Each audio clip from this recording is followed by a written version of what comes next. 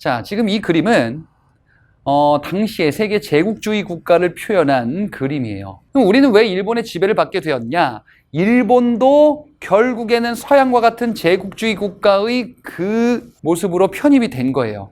그래서 결국 이제 일본이 우리를 지배한 거죠. 제국주의 국가의 모습은 어떤 모습이냐면요. 지금 이거 아프리카 흑인을 이렇게 이제 활용해 먹으면서 결국에는 돈을 계속 뭔가 경제적 이득을 취하는 거고, 사실 제국주의 국가 그리고 식민 지배는 경제적인 탐욕에 기원을 합니다. 제국주의 국가의 모습을 풍자했던 당시의 그림들을 보면은 이런 모습들이에요. 서양 각국들이 전 세계를 지배하고자, 그래, 하나라도 더 먹겠다 이것이, 이거 먹을래 저거 먹을래.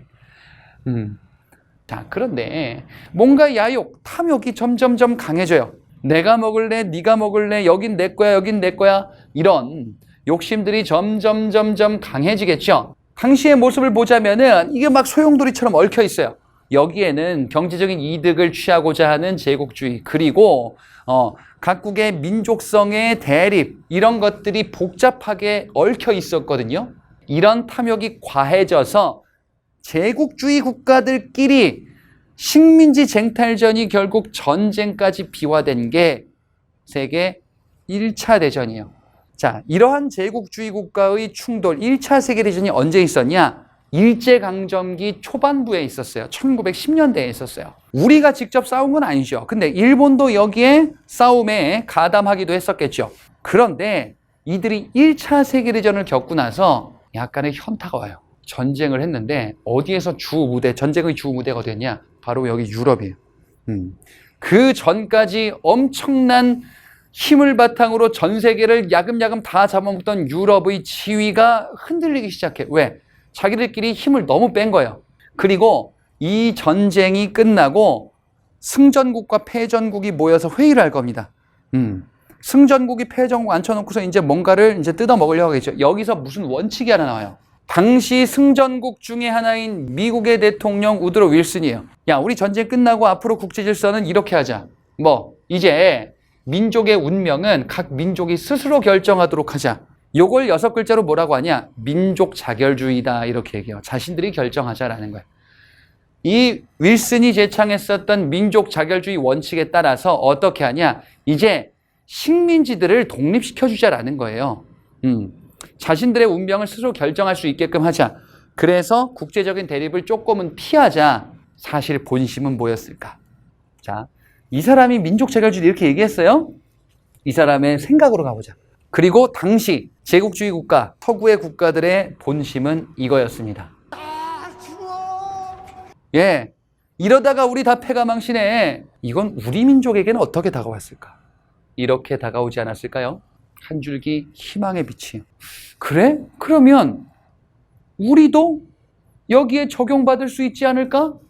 야, 너도 독립할 수 있어 라는 생각을 하게 되겠죠. 그렇지? 우리도 독립할 수 있겠다. 그래서 민족 자결주의 원칙이 나오는 그 회의에 우리 대표단을 보낼 겁니다. 독립운동가 김규식이라는 분이 여기에 파견이 될 겁니다. 우리도 민족 자결주의, 우리도 우리가 결정하겠다. 즉 일본 식민 지배에서 우리는 벗어나게끔 국제사회 도와줘, 협력해줘 라는 것을 호소하려고 하겠죠. 자, 우리는 지금 이제 뭘 볼 거냐? 3.1운동이라는 사건을 보려고 하는 거예요. 그 사건이 벌어지기 전에 있었던 배경이 1차 세계대전이었었던 거예요. 그리고 1차 세계대전이 끝났어요. 여기에 승전국, 패전국이 갈리겠죠? 끝났어. 프랑스 파리에 모여서 회의를 합니다. 이게 파리 강화회의예요. 파리 강화회의에서 민족 자결주의, 윌슨이 제창했었던 민족 자결주의, 요걸 가지고서 국제사회를 재편하려고 해요.